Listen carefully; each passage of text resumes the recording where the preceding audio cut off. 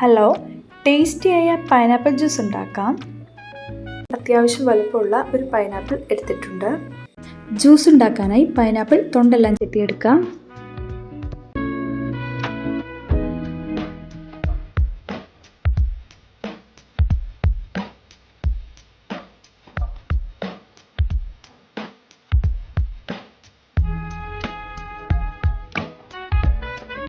ഞാനിവിടെ തൊണ്ടെല്ലാം ചെത്തി എടുത്തിട്ടുണ്ട്. ഇനി ഇത് ചെറിയ പീസുകളായി കട്ട് ചെയ്തെടുക്കാം.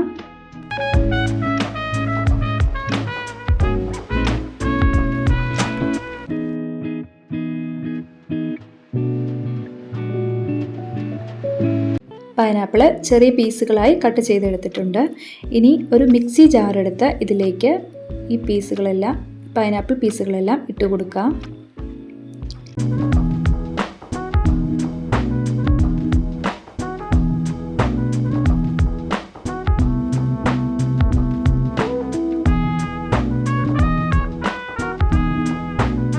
ഞാനിവിടെ മിക്സി ജാറിലേക്ക് പൈനാപ്പിൾ പീസെല്ലാം ഇട്ട് കൊടുത്തിട്ടുണ്ട്.